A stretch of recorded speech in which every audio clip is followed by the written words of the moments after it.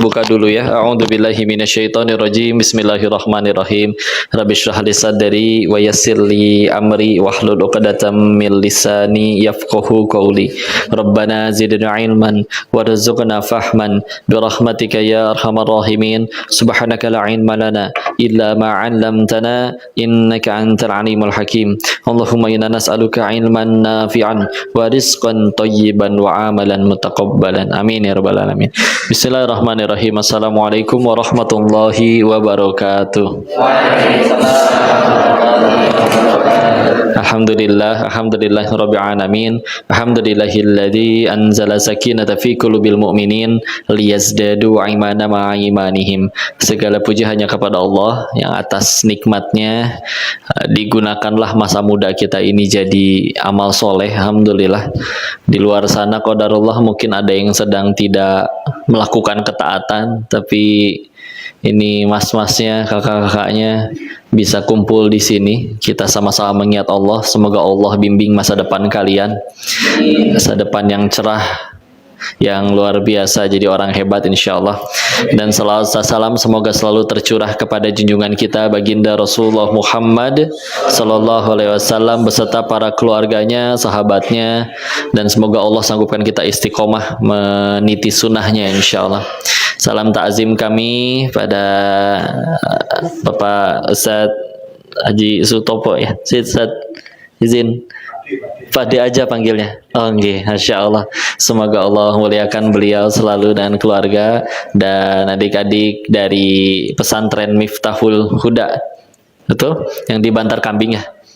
Masya Allah, semoga Allah jaga selalu. Dan ini anak-anak Tazkiyah udah bukan anak-anak ya. Masya Allah. Ya kan kalau udah dekat biasa anak-anak di mana? Gitu ya. Are-are kalau di. Alhamdulillah. Baik, istilah judul kita hari ini Muslim Milenial Cerdas dalam Literasi Media. Satu hal, kita bicara literasi dan bicara kecerdasan. Literasi medianya, media tuh aslinya cuma alat ya, tergantung orangnya mau dipakai apa. Kalau dia orangnya pengen nyebarin apa hobinya, komik ya udah dia bahas komik, hobinya bola ya udah dia bahas bola. Jadi kan tergantung orangnya. Makanya kalau pengen pertama dibahas, si orangnya ini dulu yang mesti kita benerin rapi. Dan kadang suka ada banyak salah kaprah terkait kita tuh belajar, kita tuh ngaji, kita tuh ngapain, tujuannya itu pengen apa? Sederhana ya, coba ditanya. Orang tua kalian menguliahkan, menyekolahkan kalian biar Oke, ada yang jawab sukses. Tapi kalau ditanya ke para ibu-ibu biasanya jawabnya biar pinter gitu ya. Nah, pinter bagus, sukses juga bagus, tergantung. Tapi ya kalau ibarat kalau di kalangan para pencuri ya, pencuri yang berhasil nyuri makin banyak dia pencuri yang sukses ya. Ya tergantung kan suksesnya dari golongan dari apa dulu nih. Pemain bola kapan suksesnya? Ya kalau juara gitu. Kalau yang malas main kapan suksesnya? Kalau nggak dimain-mainin enak di bangku cadangan melulu. Ya tergantung kan. Maka kita lihat dulu ya. Rasul berdakwah. Kenapa bahasnya dakwah dulu pertama kali? Ingat bahwa semua manusia yang paling Allah muliakan, jelas itu adalah para nabi. Semuanya punya skill masing-masing, betul? Nabi Nuh alaihissalam tadi dibacakan kisahnya oleh Ustaz, siapa namanya Ustaz? Masya Allah. Ustaz Bintang, alhamdulillah, surat Hud tadi. Nabi Nuh bukan hanya Rasul, tapi juga bisa bikin kapal. Ya, guru saya Ustaz Budi Ashari pernah mengumpulkan literasi tentang Nabi Nuh alaihissalam, kapalnya terutama, lalu dibawa ketika ceramah di sekolah tinggi perkapalan, ketemu dosen-dosen dan guru besarnya. Dikasih lihat, mereka berkata, ini siapa sanggup bikin kapal kayak gini? Dijawab oleh Ustaz Budi, oh ini kapalnya Nabi Nuh alaihissalam. Insyaallah, ahli. Ya, Nabi Idris alaihissalam penjahit. Sebelum zamannya beliau pakaian tuh kayak kain ihram, dibuntel-buntel doang. Ya, nggak kayak sekarang ada bentuknya. Semenjak beliau ada jahitannya. Rasulullah orang Quraisy sudah jelas ya, ila fihim Rihlatasyita wasoif. Rihlah, apa artinya rihlah di situ? Sebetulnya ya perjalanan ya. Orang kadang suka yuk rihlah, yuk jalan-jalan gitu ya. Nah, apa bedanya jalan-jalan kita sama jalan-jalan orang Quraisy? Kita jalan-jalan ngabisin duit. Orang Quraisy jalan-jalan jadi duit. Nah, itu kan bedanya. Mereka pergi ke utara, ke negeri Syam, jadi bisnis. Pergi ke negeri Yaman, jadi bisnis. Udah pada pinter, ya. Tapi mereka semua memilih tujuan untuk berdakwah, ya. Semuanya sama-sama berdakwah. Nah, ketika mereka semua berdakwah, apa tujuan mereka berdakwah? Apa pengen bikin cerdas? Enggak ternyata. Bikin pinter, apalagi. Karena demi Allah kita tuh nggak pernah kekurangan orang pinter. Yang bahkan mungkin dia bukan muslim, ya, lahir langsung pinter dari sononya ada pasti. Jago ngitung, cepat apal, nggak lupa-lupa, ada pasti, ya. Cuman kan ini dia, kalau di si pinternya, si cerdasnya, si otaknya dipakainya dengan sesuatu yang tidak baik, ya kayak maling. Kalau maling bodoh, malingnya mau nangkep ayam, ayamnya nggak ketangkep, malingnya yang ketangkep, kan bodoh, ya. Kan repot kalau malingnya pinter, betul? Yang nyuri sendirian, yang kelaparan jutaan rakyatnya, nah ini repot, ya. Apalagi ngecek pinternya dari mana kok? Oh, tinggal lihat nilainya. Nilai kan bisa beli kunci, ya kan? Nah, udah gitu, nggak cuma beli kunci, nggak usah beli kunci, deh. Langsung beli ijazahnya bisa nggak? Oh bisa, Indonesia, ya. Bukan, Konoha, ya. Wakanda, ya. Ada, salah, ya. Masya Allah. Udah gitu, udah mah ijazahnya beli, pinternya dilihat dari nilainya juga bisa beli kunci jawaban. Tahu-tahu mimpin jutaan rakyat. Ya. Wallahu a'lam bishawab. Ya, maka balik lagi, untuk apa pendidikan dalam Islam, dakwah dalam Islam itu tujuannya apa? Ya. Quran surat 62, surat apa? Setelah As-Saff, sebelum Al-Munafikun. Hah? Enggak, surat ke-38. Al-Jumu'ah, muntasurakallah, ya. Di surat Al-Jumu'ah ayat keduanya. A'udzu billahi minasyaitonir rajim. Bismillahirrahmanirrahim. Huwallazi ba'atsa fil ummiyina rasulan minhum yatlu 'alaihim ayatihi wa yuzakkihim. Ada yang nerusin, ya. Dialah Allah yang menurunkan Rasul dari kaum kalian sendiri yang tidak bisa baca tulis, kaum yang ummi, untuk membacakan ayat-ayatnya dan untuk tadi wa yuzakkihim, menyucikan. Apa yang disucikan? Menyucikan jiwanya, ya. Sehingga ternyata pendidikan dalam Islam, dia kita berdakwah tujuannya satu, yuk pengen nyuciin jiwa. Karena kalau udah jiwanya yang udah bersih, ilmu mah ngikut, bismillah. Ya, ilmu ngikut. Udah gitu, kalaupun ada ilmunya, jadi kebaikan. Ya, kita tadi sepakat kan, maling-maling di negeri Konoha pinter-pinter nggak? Pinter ya. Kalau nggak pinter gimana caranya? Ya, tapi balik lagi, pinter, cerdas, ya udah, kudu dalamnya dulu. Nah, jiwa udah bersih, bismillah.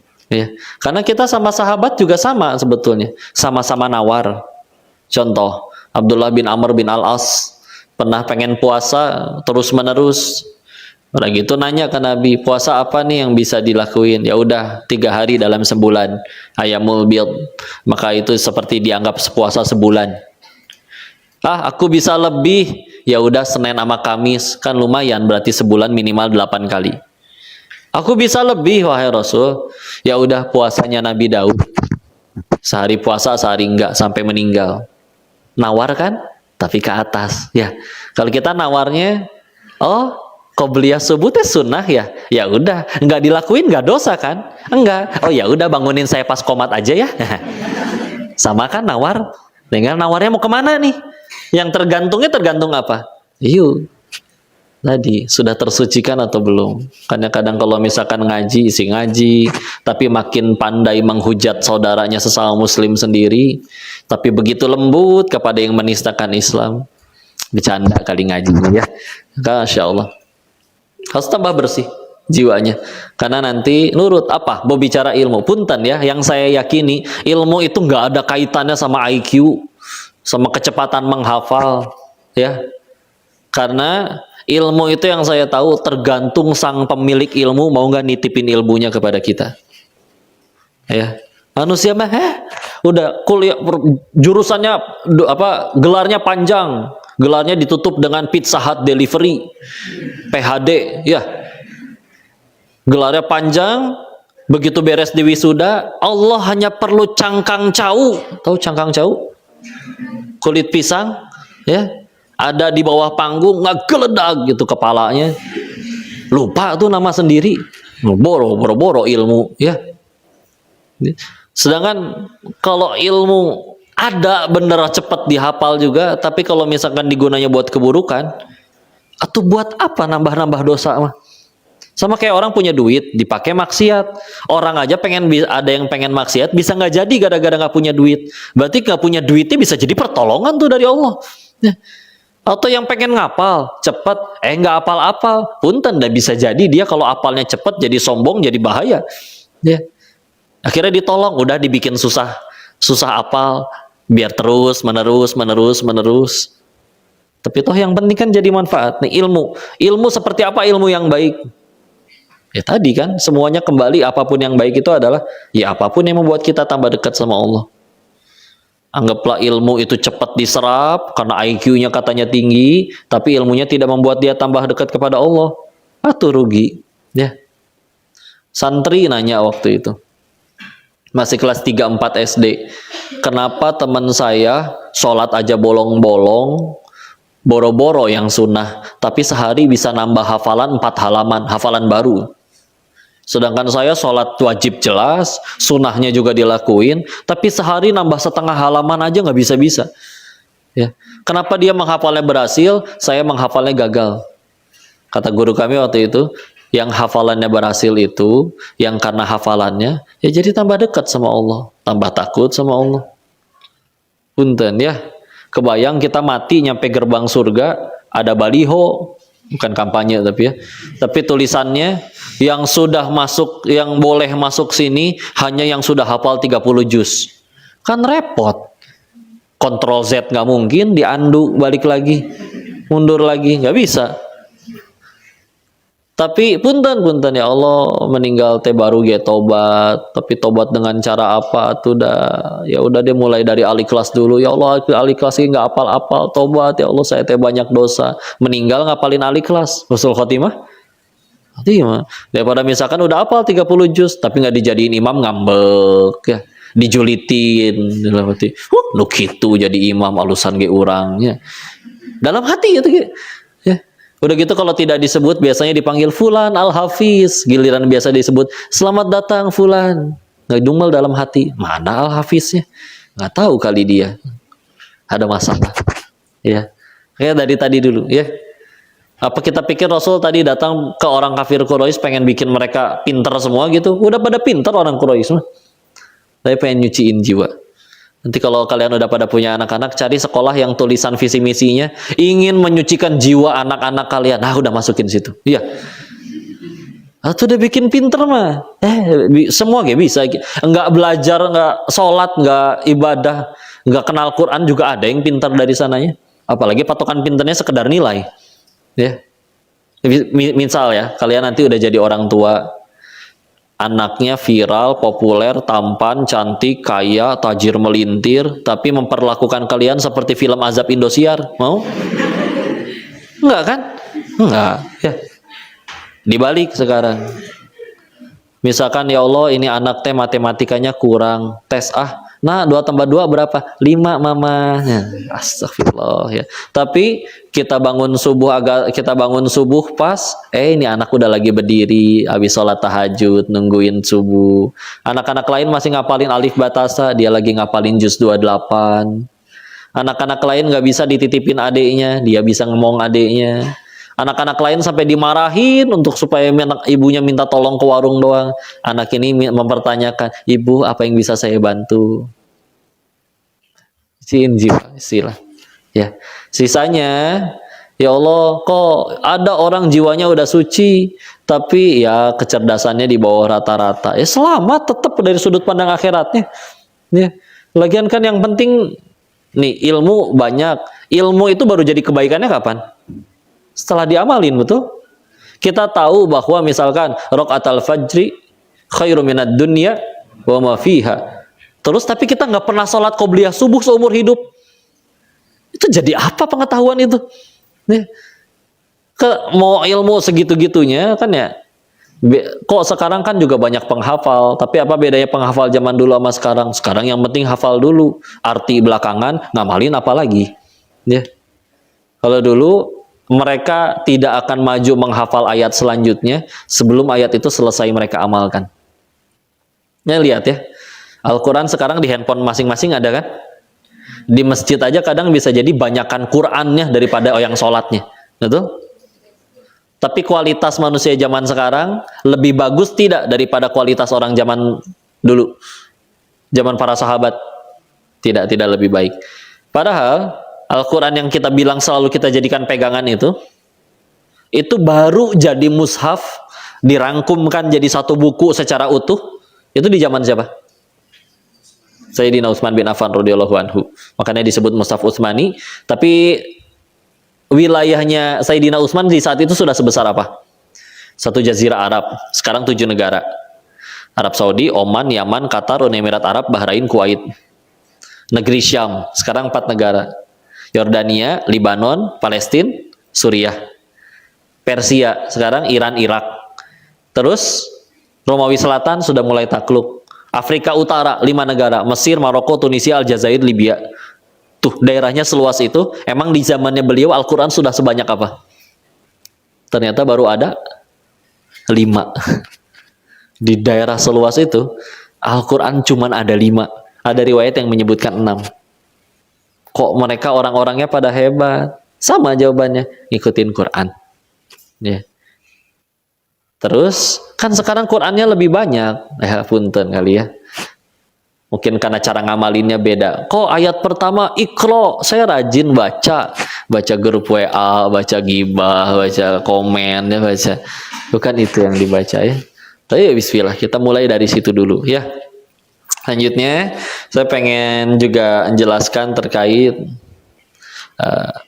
yang sering dibaca setiap kali kalau kita pengen ngaji ya, yaitu doanya Nabi Musa. Tadi juga saya membacakan Rabbi shrahli sadri wa yassirli amri wahlul 'uqdatam min lisani yafqahu. Dari surat apa? Toha ayat berapa? 25, 26, 27, 28 ya, 4 ayat. Pertanyaannya kok ini artinya dulu deh. Rabbi shrahli sadri, ya Allah lapangkankah dada kami ya, atau hati kami.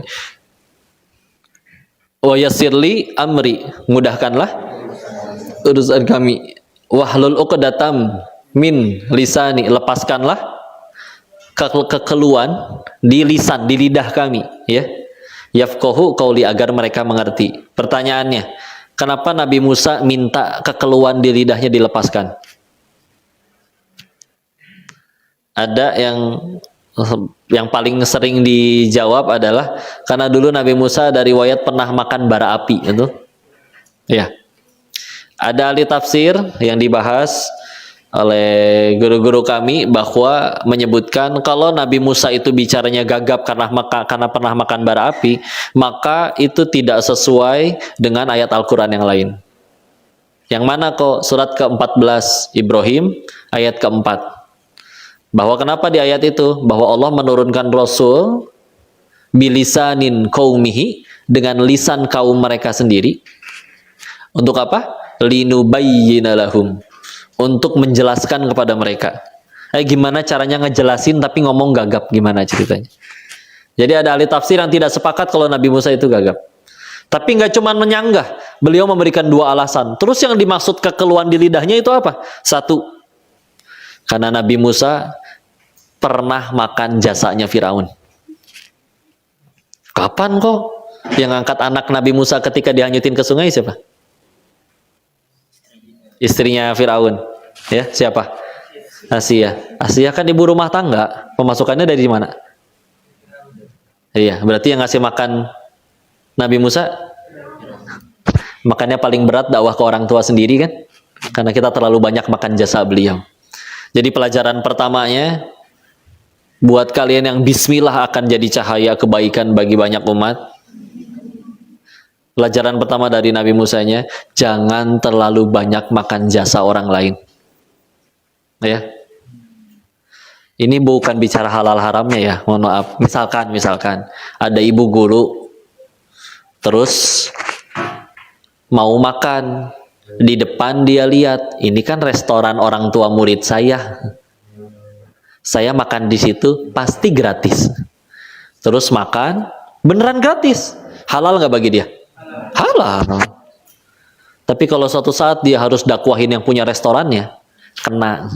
Kamu bukan yang biasanya nebeng makan ya? Sama Nabi Musa kan kesinggung juga. Kamu bukannya dulu anak yang saya kasih makan ya? Tiba-tiba sekarang ngebantah, nyeramahin saya di hadapan Firaun.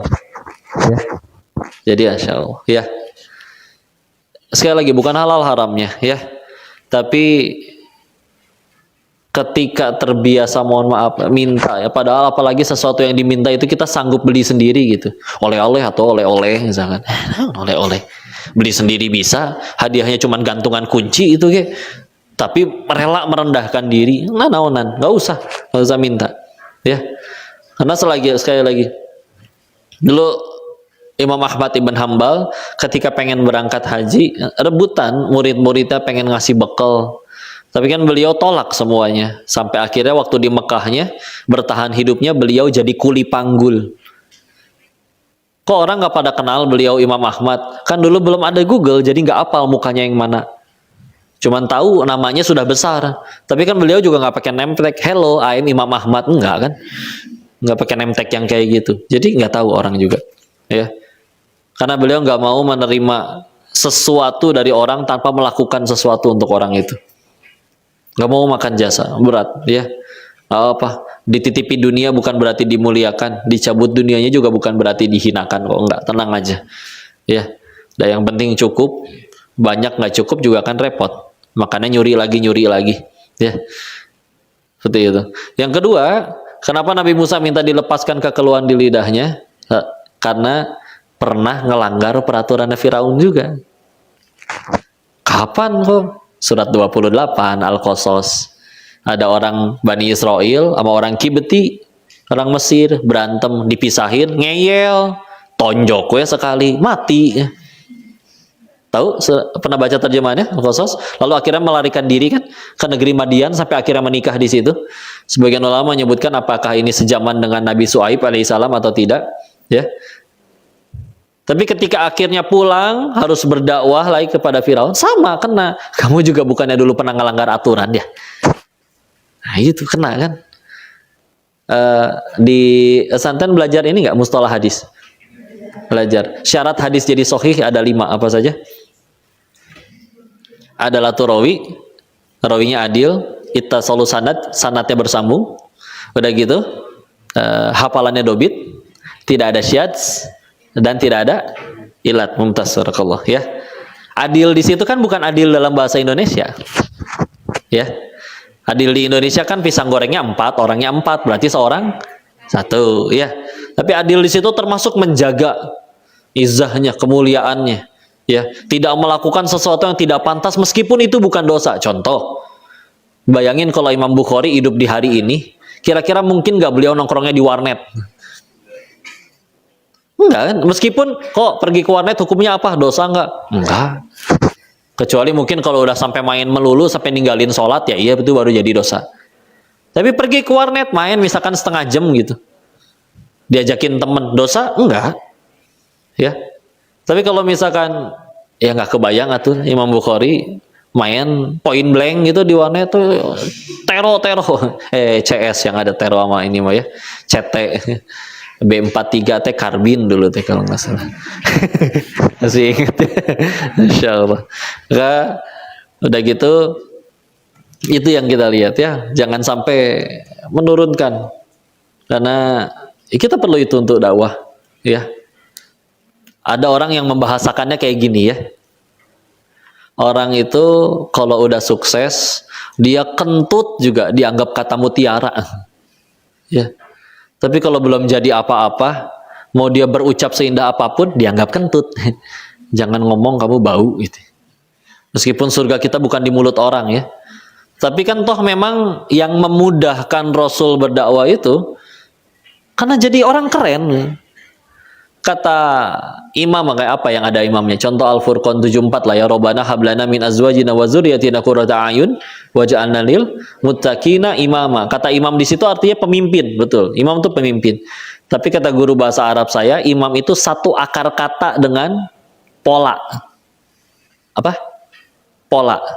Maksudnya apa? Kok kalau ngejahit ada polanya itu gampang tuh. Tinggal diikuti, ngeguntingnya kemana, potongnya kemana. Kalau kita dikasih segulung kain aja, nggak dikasih polanya, ini diapain kain? Motong ke belah mana, motongnya segimana juga bingung. Ya.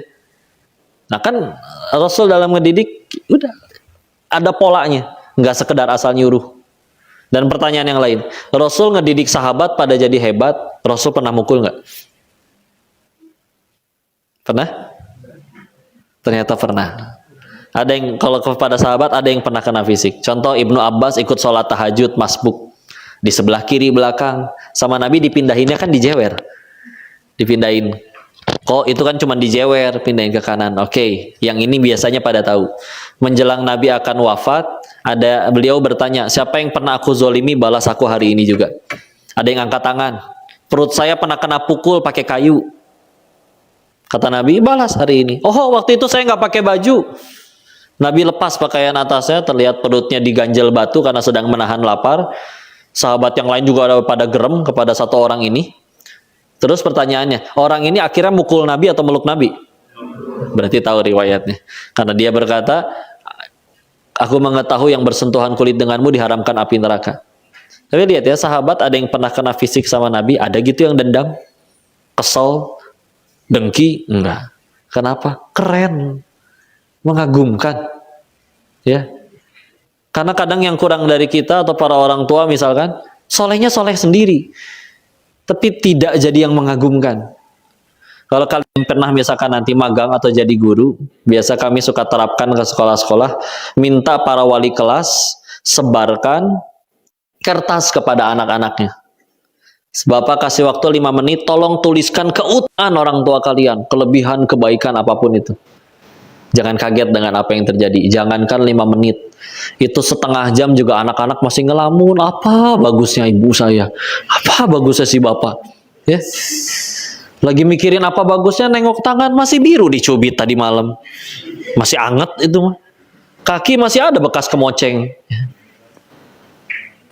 Tapi ada, walaupun tidak banyak, amat sedikit bahkan, ada anak yang sampai minta kertas lebih kepada gurunya karena belum selesai menuliskan keutamaan kemuliaan orang tuanya. Ketika dilihat anaknya lebih beradab, lebih cepat belajar, lebih santun, orang tuanya juga jadi tokoh masyarakat. Dan yang paling unik, ketika ditanya, siapa idola kamu selain Rasulullah? Ayah dan ibu saya. Ayo, jadi mengagumkan. Ya. Bukan surga kita di mulut orang, enggak, bukan supaya mereka kagum, enggak. Tapi itu memudahkan, bismillah, insya Allah. Apapun itu terserah bidangnya. Sukanya masak, ya udah tuh belajar masak. Karena dibilang nggak ada waktu juga saya nggak percaya. Manusia modern di saat ini itu rata-rata ada survei yang telah menghitung sehari megang handphone itu 313 kali dalam sehari. Meskipun cuma turun dari motor, intip sebentar, oh nggak ada WA, taruh lagi. Tapi bisa nyampe 313 kali. Dan kalau didurasikan, rata-rata ada yang lebih, ada yang kurang, sehari itu 5 jam. Dalam sehari. Apakah 5 jam itu semua jadi manfaat? Kadang ada yang cuma scroll, lucu, scroll, ini juga lucu, udah ya. Habis we tahu-tahu, sholat telat 2 jam, ya. Bentar, ganti we apa misalkan, tetap lihat handphone, tapi apa sukanya? Oh saya minatnya sejarah, belajar sejarah. Saya pengen jadi pengusaha, dulu pengusaha keren di dalam Islam tuh kayak gimana sih cara jualannya, cara bisnisnya, apa aja, silakan. Tapi jadi mengagumkan, ya. Jadi mengagumkan. Untuk ke sahabat, kalau kepada anak dan istrinya kan ada An-Nisa 34, ar-rijalu qawwamuna 'alan nisa, ya. Di situ kan ada juga disebutkan bahwa kalau istri berperilaku nuzius, maka suami melakukannya 3 hal. membangkang nih istri. Yang pertama ngapain? Beri nasihat yang baik. Nasihat nggak mempan, cara yang kedua kata Al-Quran, tinggalkan dari tempat tidurnya. Pisah ranjang ya. Nggak usah ke rumah janda, nggak, masih pindah, masih di rumah yang sama ya, ke sofa, kemana gitu ya. Jangan jauh-jauh ya. Masih di situ. Masih nggak mempan juga. Apa yang ketiga? Boleh dipukul. Tapi ada aturan fikih yang ketat di situ ya. Nggak boleh di muka, nggak boleh nyisa, meninggalkan bekas, nggak boleh yang mengancam jiwa. Tapi yang harus digarisbawahi sekali lagi, kalau ke anak dan istrinya Rasul nggak pernah mukul. Meskipun pernah ada satu ketika ada yang minta keringanan kepada Nabi untuk tidak dikisos karena dia adalah tokoh di masyarakatnya. Dan Nabi dengan tegas malah marah. Kaum-kaum terdahulu hancur oleh Allah karena seperti ini nih. Orang yang punya posisi nggak mempan hukum, orang yang nggak punya jabatan di masyarakat, jadi ibaratnya hukumnya tumpul ke atas, tajam ke bawah, ya. Bahkan beliau menambahkan, kalau aku tahu putriku sendiri, Fatimah yang mencuri, aku sendiri yang potong tangannya. Tapi kalau ke anak istrinya, nggak ada yang mulai dipukul. Kenapa? Baru nyampe tahap nasihat aja udah mempan. Nah kadang apa yang bikin nasihat itu nggak mempan, punten, ya. Anak kadang suka susah nurut sama orang tua, istri suka susah nurut sama istrinya, punten. Karena orang yang satu rumah tuh biasanya tahu modal kita. Iya, suaminya kemana-mana tangannya dicium, dimintain nasihat. Di rumah istrinya tahu, Allah subuh aja 9:30 baru bangun. Ya, duha itu mah, ya. Kan susah kan, pengen nurut tapi beda di luar sama di dalam. Makanya kan salah satu ciri orang ikhlas beramal soleh itu satu kan, ada orang, tidak ada orang, sama aja. Ya, jadi lempeng aja terus. Sehingga ayo mengagumkan. Ayo silakan prestasi apapun, ya. Dan tentu tadi perlu ilmu kita tahu perlu pertolongan Allah, bismillah, akal dan kecerdasan, kecepatan menghafal, itu Allah memang yang bagiin, tapi maha adilnya Allah, kita meninggal nggak ditanya hafalannya berapa, tapi tergantung ilmu yang sudah Allah titipin itu sudah diamalinnya untuk apa aja, itu yang dihisapnya, lebih tepatnya. Karena kalau misalkan sekedar jumlah hafalan, ya kita meninggal bawa syahadah aja di hadapan malaikat udah selesai. Oh, udah lulus. Kan nggak gitu konsepnya, Bos. Ya. Jadi, ya literasi, ya dia silakan. Ya. Tapi bangun dulu ini kesucian jiwanya. Apalagi kalau misalkan ada yang berkata ngaji makin dalam, apalagi katanya ada yang nyampe ke saya justru mendengar ini dari orang yang ngaji tasawuf, guru-gurunya bahkan bilang berkata, orang ngaji ke arah situ itu adalah untuk justru mengenal kelemahan diri sendiri. Ya Allah, makin sadar saya teh hamba banyak dosa. Tapi kalau misalkan makin ngaji, malah makin nunjukin kamu dosa, kamu kafir, kamu bid'ah. Enggak.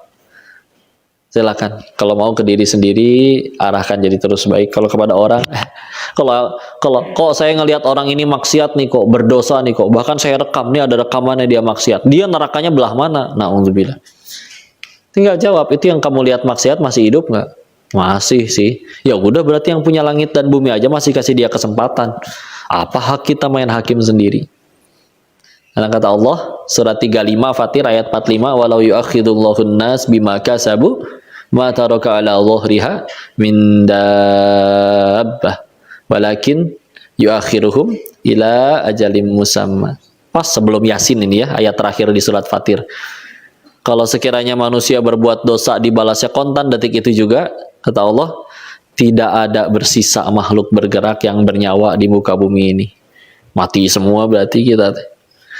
Berarti satu, nggak ada yang luput dari dosa. Dua, dosa sekecil apapun ternyata layak dimatiin gitu teh.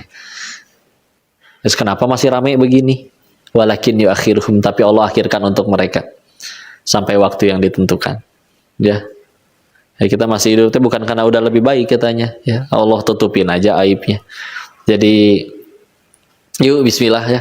Masalah metode belajar, nanti kecerdasannya, keilmuannya kayak gimana. Kadang dikasih metode gini cara menghafal lagi, ya mungkin sebagian efektif, sebagian tidak. Tapi karena ini pertemuan pertama kita, maka pengen dari basic dulu, ya.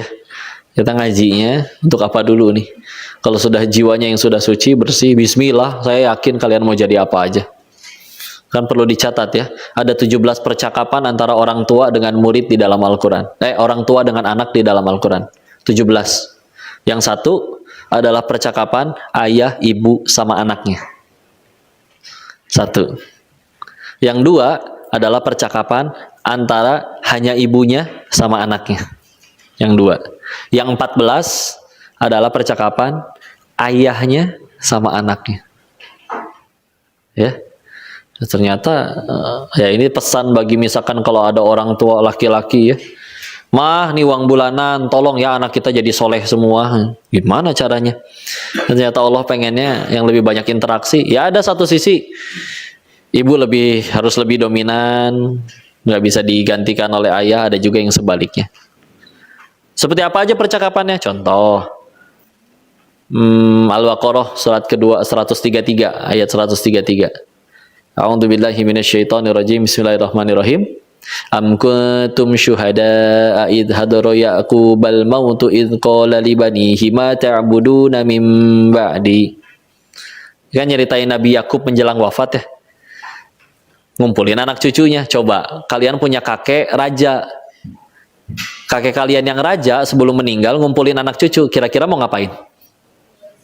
Bagi warisan, ya. Tapi di situ beliau hanya bertanya satu. Ma ta'buduna mimbadi, apa yang akan kalian sembah sepeninggalanku? Bukan mata kuluna mimbadi, apa yang akan kalian makan setelah aku nggak ada? Enggak peduli. Ya. Nah, mau misalkan punten ya, kalian mau jadi apa terserah selagi nyembahnya Allah, Allah yang jaga kalian, kita kumpul lagi ke surga. Daripada nih anak pertama showroom, anak kedua mobil, anak ketiga apartemen, anak keempat apartemen, anak kelima apar musuh, ya macam-macam, ya. Tapi nggak peduli anaknya ini mau nyembah apa atau kayak gimana akidahnya, ya tuh mencar-mencar ya, dan mudah Allah mau ambil kapan aja juga. Itu yang Nabi. Yang tidak Nabi, misalkan ada kok Quran surat 31 Luqman ayat dimulai nasihatnya kan dari ayat 13 ya, dari sekian banyak. Akan ada tafsir yang menjelaskan bahwa Luqman ini secara fisik diremehin orang karena ya tidak tampan, berkulit hitam, berambut keriting, ya. Dan bahkan ada riwayat yang mengisahkan bahwa anak-anaknya Luqman ini tadinya musyrik semua. Tapi Allah berikan hikmah kepada Luqman, lalu akhirnya ya udah. Anak-anaknya jadi anak-anak yang soleh-soleha semua, yang baik. Lalu nasihatnya dari sekian banyak dimulai dari ayat 13. Apa nasihat dari ayat ke-13? La tusyrik billah inna syirka la dzulmun adzim. Jadi kealahin lagi dulu semua juga. Jangan menyekutukan Allah, sesungguhnya kesyirikan itu adalah kekejian yang dosa yang amat, kezaliman yang amat keji, amat besar, ya.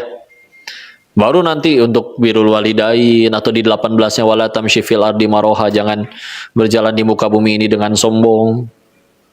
Tapi dari sekian banyak itu lagi dulu. Sisanya pengen banyak ngobrol aja yuk, diskusi, tanya jawab.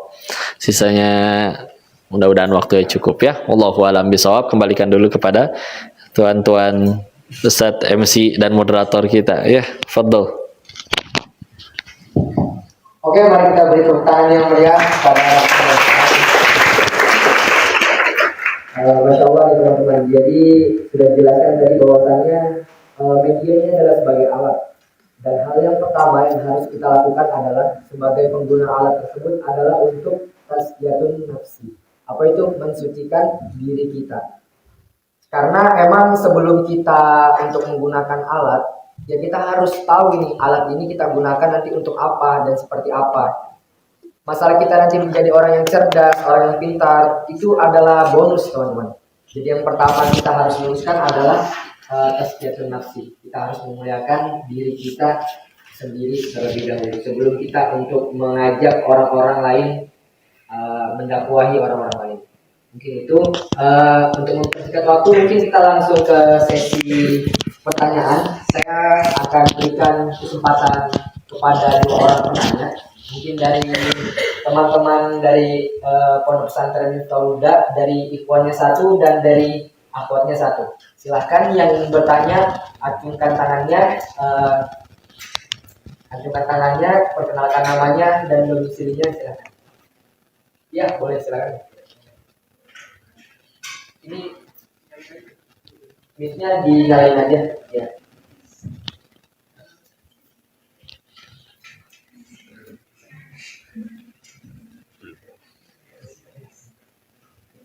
Bismillahirrahmanirrahim. Assalamualaikum warahmatullahi wabarakatuh. Waalaikumsalam warahmatullahi wabarakatuh.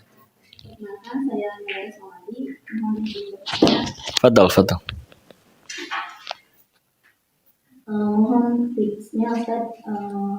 Kita kan di sini anak-anak santri ya, yang nanti pastinya akan lulus dari pesantren seperti itu. Amin ya Allah. Namun banyak kenyataan yang saya lihat gitu, setelah lulus dari pesantren itu dengan keadaan di luar gitu ya, apalagi keadaan anak-anak muda di luar sana yang mungkin mereka basic agamanya kurang gitu, karena media sekarang kan sepertinya sudah berkembang pesat gitu, dan kita pun tidak bisa memungkiri gitu bahwasanya semua aktivitas kita itu terlibat dengan media seperti itu. Nah, mohon tipsnya bagaimana agar kita para lulusan pesantren ini gitu, ketika keluar dari pondok tetap bisa menjaga nilai-nilai keislamannya gitu. Karena yang banyak saya temukan gitu, contoh kecilnya misalkan pergaulan dengan lawan jenis yang tidak bisa dihindari gitu. Mungkin itu saja. Mohon tipsnya. Syukran. Assalamualaikum warahmatullahi wabarakatuh. Waalaikumsalam warahmatullahi wabarakatuh. Langsung ya, satu-satu. Makanya alhamdulillahnya kan kita sudah punya panduannya ya, yang bahkan Nabi sudah ingatkan, tolong dua hal ini digigit dengan gigi geraham, jangan dilepas ya, karena itu yang jadi pegangan. Dan kalau ada yang bertanya waktu itu, pernah ada yang bilang kayak gini, kok nggak bisa atau semuanya balik lagi ke Quran dan Sunnah lagi, itu kan 14 abad yang lalu. Guru kami malah jawab kayak gini, oh gitu, tolong bawakan masalah paling sulit di masa sekarang, kami bisa bawakan masalah yang lebih sulit di zaman dulu dan udah selesai dengan Al-Quran dan Sunnah. Kalau Allah mau mudah bikin Nabi masih hidup sampai sekarang, kenapa telah wafat? Karena petunjuknya cukup untuk kita ikutin sampai hari kiamat. Kalau Allah mau mudah dibikin Al-Quran jilid 2 ya, tapi enggak, Al-Fatihah sampai Anas saja nggak nambah-nambah, nggak ada ayat baru, nggak ada wahyu baru dari pertama turun sampai sekarang. Kenapa? Karena mereka meyakini bahwa itu semua cukup untuk jadi pegangan kita sampai hari kiamat. Ya, tinggal tadi pertanyaannya, mau dipegang benar-benar atau enggak? Itu dua-duanya datang untuk menjadi petunjuk yang tembus ke berbagai tantangan zaman kapanpun. Makanya ketika akhirnya Nabi menyiapkan mereka, para sahabat itu dibangun pondasi yang benar-benar kuat. Kita tahu kan aturan fikih jatuhnya di Madinah semua, di ayat-ayat Madaniyah. Apakah ayat tentang aturan bagi zakat, wudhu, tayamum itu jatuhnya waktu di Mekah? Enggak kan. Aturan-aturan yang secara fikih tentang talak, tentang apa, belakangan ya. Ayat-ayat yang di Mekah lebih pendek-pendek dan lebih ngebangun fondasi hari akhir, tentang hidup dan mati, kematian, akhirat, dan yang lain-lain ya. Ketika udah siap, baru datang aturan. Ini caranya begini, khamar mulai ditinggalkan, judi tidak boleh, riba tidak boleh, ya. Nah, ngebangun pondasi dulu. Nah, alhamdulillah, karena jujur sebetulnya amat sangat iri, karena saya TK sampai SMA-nya saya sekolah Katolik, ngapalinnya Matius, Markus, Lukas, Yohanes sampai Wahyu, perjanjian baru, ya. Sampai sekarang dia masih ingat jadinya. Nah, tapi ketika akhirnya kenal Islam, jadi jujur pulang dari Thailand 2017 itu mikir, ya Allah, saya hidup selama ini udah 26 tahun, 26 tahun, berarti ngapain aja? Ya baru kan mulai ngajinya baru pas 2017. Maka itu pegangan yang luar biasa, yang dahsyat. Tinggal kita terus-menerus minta tolong kepada Allah, sambil itu dipegang, dijaga, sambil benar-benar diyakini ini. Kita ibarat udah ada panduannya, ada ajakan dari lawan jenis, ada tawaran pekerjaan, dari tawaran bisnis, dari rekanan yang lain, apapun itu, Kita tinggal samain apa panduannya. Dia melanggar nggak? Selagi nggak melanggar, mangga, silakan. Kan kalau misalkan ibadah kan kaidahnya jelas kan? Semua ibadah itu haram sampai ada perintahnya, dalilnya. Kalau muamalah, urusan sehari-hari, semuanya itu boleh sampai ada larangannya, ya kan? Jadi selagi nggak ada peraturan yang melarang dalam dua pegangan kita tadi, Al-Quran dan Sunnah, berarti boleh kan?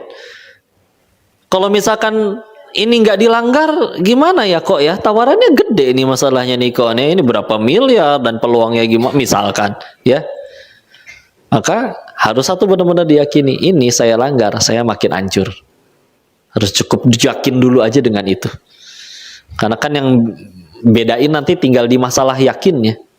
Sebagaimana waktu Nabi Ibrahim alaihissalam waktu harus dibakar hidup-hidup, beliau juga yakin api itu panas. Tapi daripada yakin api itu panas, beliau lebih yakin tentang 3 hal. 1, kalau kata Allah saya harus mati, nggak usah pakai api juga mati. 2, kalau kata Allah saya nggak akan mati, jangankan api, tsunami, gunung meletus, gempa bumi, saya nggak akan mati kalau dilarang mati sama Allah. 3, kalau saya udah ngelakuin ini untuk Allah tetap mati, pasti Allah ganti dengan sesuatu yang lebih baik. Beliau lebih yakin tentang 3 hal itu daripada yakin api itu panas. Nah, bismillah 2 hal itu benar-benar dipegang, jangan dilanggar, ditaati semampu kita, dan tentu harus kafah mudah-mudahan, ya.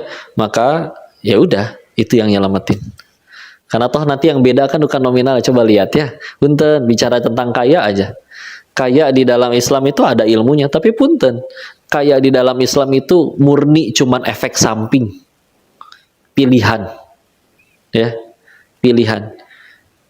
Karena kalau kita kan kadang kebalik, aduh duha biar tokonya rame, jualannya laris, boleh sih, tidak bagus mintanya masih ke Allah, tapi efek samping itu mah, yang lebih mereka kejar di saat itu adalah keberkahannya dan rahmat Allahnya, bukan nominalnya. Karena kita lihat ya, kalau emang benar-benar masalah di nominal, ya kenapa yang udah kaya masih nyuri melulu, ya. Dan akan selalu kita temukan yang uangnya lebih banyak dari kita kok lebih stres, menderita. Ya Allah, dia naik BMW tapi nangis melulu. Kita jalan kaki hujan-hujanan kayak cengenges-cengenges saja, ya. Bahagia. Dan akan ada selalu kita lihat yang lebih sulit menurut kita, lebih sedikit kepemilikannya dari kita, kok lebih bahagia dari kita. Yang beda apa? Berkahnya kan? Nanti sekarang kita belajar bareng nih. Mungkin nanti 40 tahun lagi akan ada yang ngerasa, ya Allah, dulu kita belajar bareng, kenapa sekarang dia udah punya banyak perusahaan, saya malah punya banyak utang. Kerjaan sama, kegiatan sama, belajarnya bareng. Yang bedain, ya itu dia berkahnya. Ya. Apa cara kita menggapai berkah itu tadi? Ikut sama syariat. Ya. Karena begitu udah syariat dilanggar, nominal tetap dapat. Jangan heran kalau ada yang ikut riba, bisnisnya makin banyak, buat supaya perusahaannya makin besar dia pinjam ke bank, bisnisnya makin besar, jangan heran. Tapi yang hilang kan bukan nominalnya, berkahnya. Kalau udah berkahnya yang hilang, gampang. Anaknya jadi pecandu kek, anaknya kena judi online kek, istrinya selingkuh kek, dianya nggak senang, nggak bahagia kek, ya. Yalah, lihatlah berapa banyak orang yang mungkin ada di tetangga sekitar kita nyari duit dari gelap sampai gelap, sebelum subuh udah berangkat, setelah isya nggak pulang-pulang, kaya nggak, banyak utang iya, mati duluan lagi, kan repot, ya. Udahlah, bismillah. Kali itu dijaga benar-benar. Jadi yang dikuatin yakinnya. Karena suka tidak suka, mau tidak mau, cepat atau lambat kita tuh butuh Allah, pasti nyari Allah. Cuman kan pilihannya 2. Mau datang dengan sukarela atau harus diseret dulu. Ada kan yang datang kepada Allahnya harus diseret dulu, ketipu dulu, dikhianatin orang dulu, dipecat dulu, diremehin orang waktu reunian dulu. Cuman masa harus nunggu itu dulu? Cari Allah sekarang. Lihat ya, sahabat dari golongan yang tua-tua tuh kehitung jari. Paling cuman Abu Sufyan. Sisanya dari golongan tua mana lagi? Walid bin Mughirah, Abu Jahal, mati kafir semua. Tapi jangan heran anak-anaknya. Anaknya Abu Jahal siapa? Ikrimah, ya. Ikrimah bin Abu Jahal radhiyallahu anhu, tetap aja anak bapaknya Abu Jahal, tapi ulama mengakui anaknya sahabat Nabi. Ya. Walid bin Mughirah, pentolan Quraisy. Anaknya siapa? Khalid bin Dinyambung kan, Khalid bin Walid bin Mughirah. Satu-satunya manusia yang nyaris ngalahin Nabi perang di Uhud, Khalid doang. Tapi setelah jadi Islam, jadi Saifullah, jadi pedang Allah. Lihat ya, kalau ngejar Islamnya dari muda, Allah yang jamin masa depan keren di depannya. Tapi kalau dientar-entar, ya meskipun kok kan tobat maksiat 60 tahun, tobat 1 hari bisa diampunin gak sih kok? Bisa. Asal tobatnya tobat nasuha. Cuman pertanyaannya, siapa yang janjiin kita ada umur 60 tahun ke depan? Ya. Tapi lihat, semua yang akhirnya mulai nyari Allah dari muda, gak peduli ya dulunya mau dia kayak gimana, raja perampok kayak Jundub bin Junadah, lebih dikenal dengan nama Abu Dzar Al-Ghifari, mau tukang maboknya kayak gimana kayak. Tapi kalau udah kenal Allahnya udah lebih segera mungkin, nantikan masa depan yang cemerlang dari Allah ya. Udah itu dipegang dua-duanya, Allah yang jaga kalian. Wallahu a'lam bishawab. Beri tepuk tangan yang mulia. Oke teman-teman, punya waktunya tinggal sedikit, jadi untuk sesi pertanyaannya kita dengan satu pertanyaan. Tapi nanti kita lanjut dulu ke pembicara selanjutnya dari saudara Iman Saputra. Beliau adalah mahasiswa Tazkiyah angkatan 22 komunikasi jarak Islam. Untuk pada beliau, Terus. Bentar aja. Jangan ya. Sekalian khutbah Jumat aja.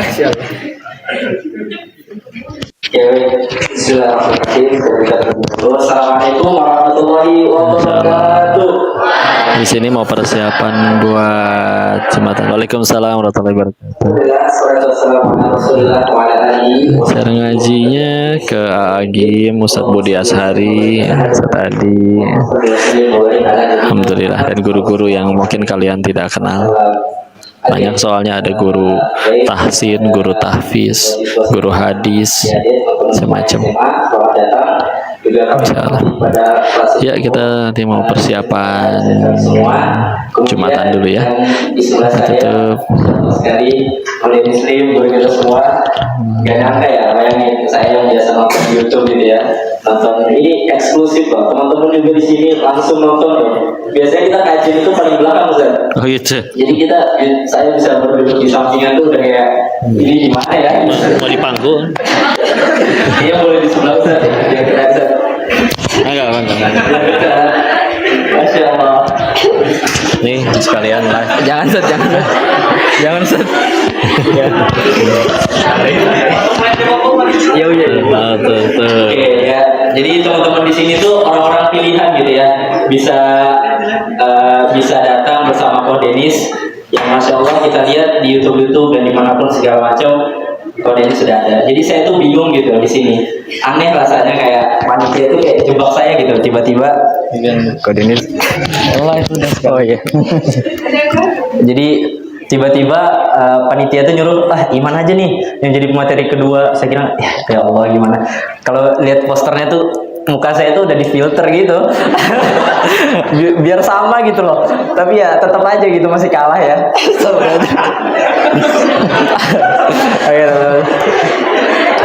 Pakai kacamata. Aduh jangan kok. Nah itu jadi masya Allah saya ini bingung gitu kalau duduknya sama Ko Denis. Jadi kalau beliau itu nggak perlu perkenalan, kayaknya saya butuh perkenalan gitu ya. Saya adalah Iman Saputra, saya juga mahasiswa di sini. Saya bukan ustadz dan bukan ulama, saya cuma mahasiswa, saya juga santri, sempat mondok juga dulu. Nah, saya bingung gitu mau cari apa gitu yang lebih ya dari Ko Denis. Muka ya lebihan Ko Denis gitu ya, ilmu juga lebihan Ko Denis gitu. Jadi kayak saya dan Ko Denis itu kayak Ko Denis itu adalah air, saya itu adalah debu gitu. Jadi kalau wudhu itu ya udah yang dipakai air doang gitu ya kan. Kalau kita lagi makan ayam nih, ya udah Ko Denis ayamnya, lauknya, saya cuma sausnya gitu. Saya kobokannya. Jangan Ustaz. Air jadi kobokan. Nah jadi kayak gitulah teman-teman. teman-teman sekalian. Jadi mungkin yang bisa saya banggakan kayaknya saya cuma menang di umur lebih muda aja Ustaz ya. Insya Allah. Jadi mungkin saya dan teman-teman bisa perspektifnya masih mirip lah. Walaupun Ko Denis muda juga ya, kayak tuan saya gitu. Astagfirullahaladzim. Oke teman-teman sekalian, karena saya ini ditunjuk jadi pemateri ya, tapi kayaknya saya kesimpulan aja singkat saja. Mungkin saya akan bahas, izin Ustaz ya sebentar, untuk membahas tentang judul kita, yaitu Ngopi Pintar ala Gen Z, Muslim Milenial Cerdas dalam Literasi Media. Oke, ini kita serius dulu ya. Bismillahirrahmanirrahim. Nah, Muslim milenial cerdas dalam literasi media. Kenapa saya bahas ini? Karena saya yang nyusun gitu, tadi. Saya yang ngusungin buat judulnya ini. Oke, kita bahas satu persatu. Muslim milenial. Pertama adalah Muslim. Muslim itu satu akar kata dari Islam. Jadi aslama yuslimu islaman wa muslamun fahuwa muslimun wa dzaka muslamun.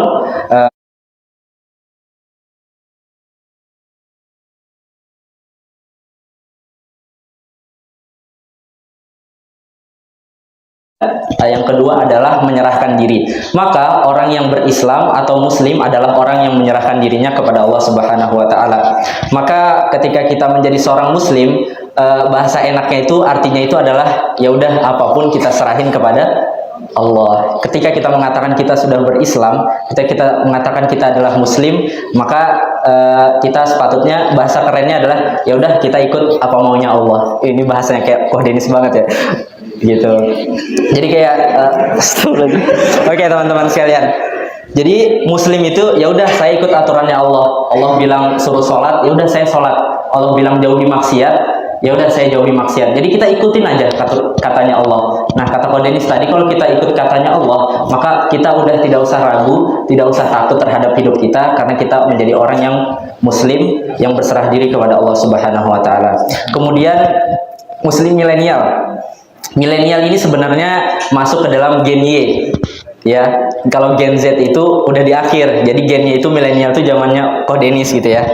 Iya, jadi milenial enggak juga. Maksudnya kan deketan gitu. Nah, kalau kita ini sebenarnya Gen Z. Nah, milenial itu namanya Gen Y yang dimana itu tahun 1986 sampai 1996 kalau nggak salah.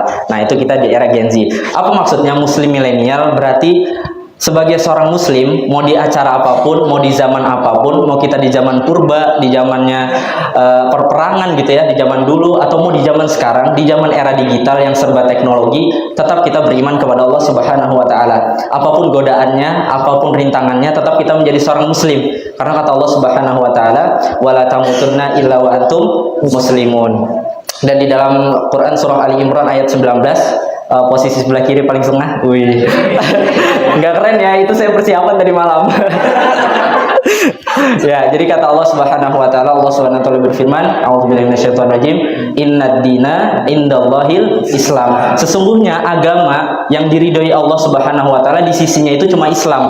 Jadi yang pertama paling patut kita syukuri di sini teman-teman semua, bahwa kita adalah seorang muslim.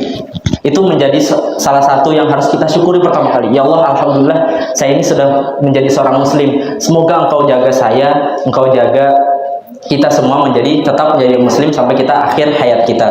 Makanya walaupun kita melihat Ko Denis ya, beliau dari dulu backgroundnya di agama misalnya yang kurang mengenal Islam, tapi alhamdulillah sekarang beliau menjadi pendakwah. Bukan menjadikan kita sebagai saya teman-teman sekalian menjadi orang yang putus asa ketika melihat Ko Denis, tapi menjadikan saya dan teman-teman sekalian menjadi termotivasi gitu. Ko Denis saja bisa jadi seperti ini, kenapa kita tidak bisa gitu ya.